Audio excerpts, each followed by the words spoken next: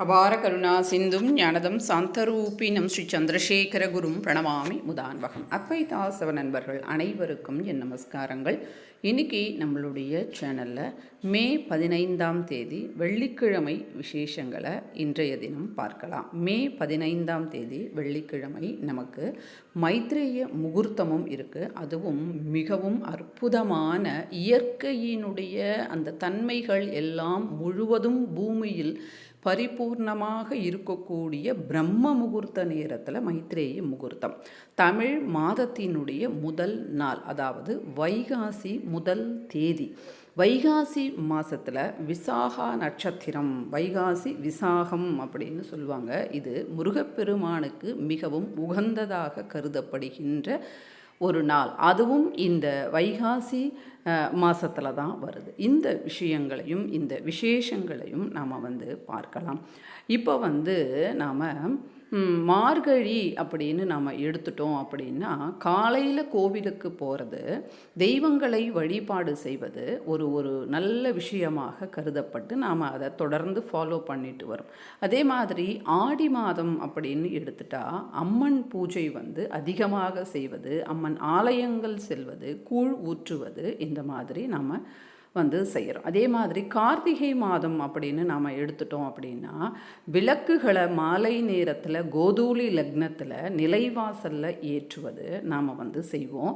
திருவண்ணாமலை தீபம், கார்த்திகை பௌர்ணமி அந்த ஒரு மாதத்தில் விசேஷம். கார்த்திகையில் தீபதானம் அப்படின்றத தமிழ் யூடியூப் வரலாற்றில் முதல் முறையாக சொன்னது நாம தான். தீபங்களை தானம் கொடுக்கக்கூடாது அப்படின்னும் சிலர் தரலாம் அப்படின்னும் சிலர். இதெல்லாம் அவர்களினுடைய அந்த இப்போ ஒவ்வொருவர்களுக்கும் ஒவ்வொரு எண்ண ஓட்டமும் ஒவ்வொரு மூளையினுடைய தன்மையும் இருக்கும்.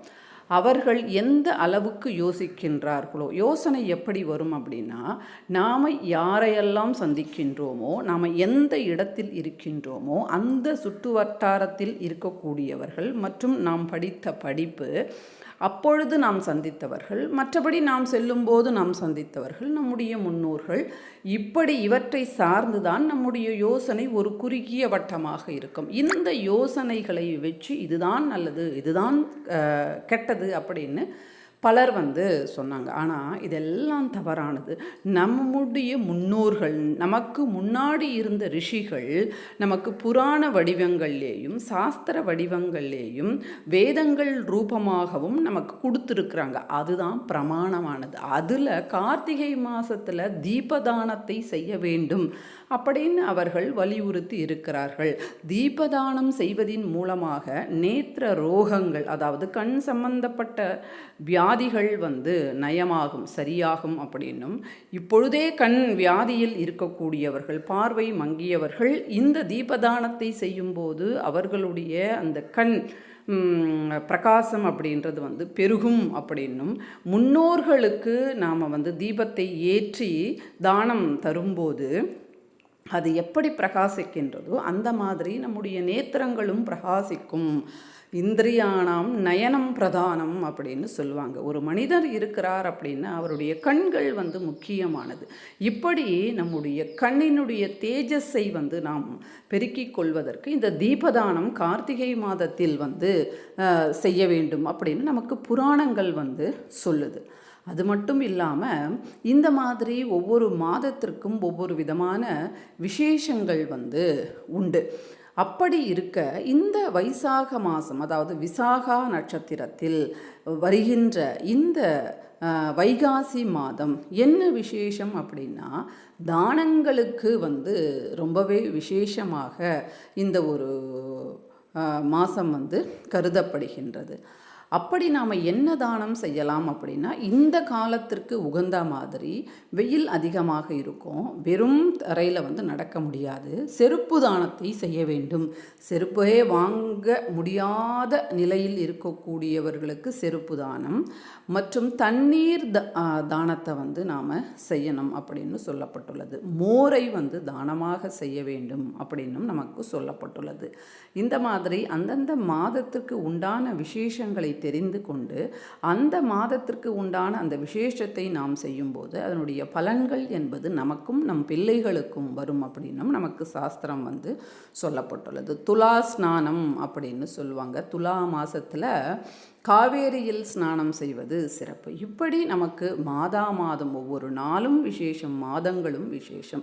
அப்போ மாதத்தினுடைய சாரமெல்லாம் அந்த மாதத்தினுடைய முதல் நாளில், கடைசி நாளில் மற்றும் அமாவாசை பௌர்ணமியில் நிறைந்து இருக்குமாம். அந்த மாதத்திற்கு உண்டான விஷயங்களை மாதம் முழுவதும் என்னால் செய்ய முடியல அப்படின்னு சொல்பவர்கள் மாதத்தினுடைய முதல் நாளோ கடைசி நாளோ அமாவாசையோ அல்லது பௌர்ணமியிலேயோ நாம் செய்யும்போது மாதம் முழுவதும் செய்த பலனை நாம் பெறலாம் அப்படின்னு நம்முடைய ரிஷிகள் வந்து சூக்ஷமத்தில் மோட்சமாக நமக்கு வந்து கொடுத்துருக்குறாங்க. கலியுகத்தில் எத்தனையோ பிரச்சனைகளால் மக்கள் வந்து அவதிப்படுவாங்க. அவர்கள் வந்து தன்னியம் ஆக வேண்டும், அவர்கள் புண்ணியத்தை சம்பாதித்து கொள்ள வேண்டும் அப்படின்னா இதை செய்யலாம் அப்படின்னு நமக்கு சொல்லப்பட்டுள்ளது.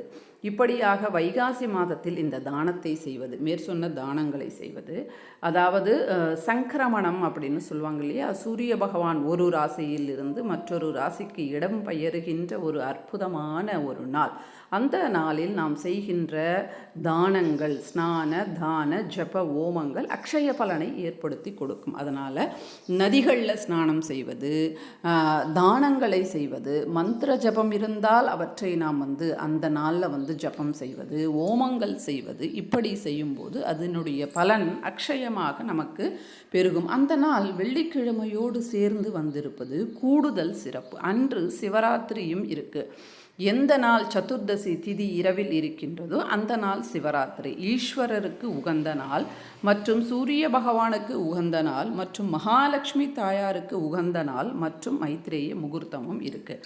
அதனால் காலையில் எழுந்து அன்றைய தினம் சூரிய நமஸ்காரத்தை செய்வது,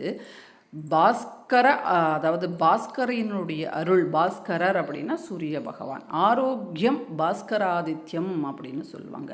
இந்த காலத்தில் எல்லாரும் அவதிப்படுவது இந்த ரோகத்தின் அடிப்படையில் தான். அதனால் ஆரோக்கியம் வேணும் அப்படின்னா பாஸ்கரரை நாம் வந்து வணங்கி அவருக்கு அர்க்கியத்தை தந்து நாம் வழிபாடு செய்தோம் அப்படின்னா ரோகங்களும் நிதானிக்கும், அரசாங்க உத்தியோகம் கிடைக்கும், வேலை இல்லாதவர்களுக்கு வேலை கிடைக்கும், ஐஸ்வர்யம் கூட அக்னி பகவானால் நமக்கு ஏற்படுகின்றதான்.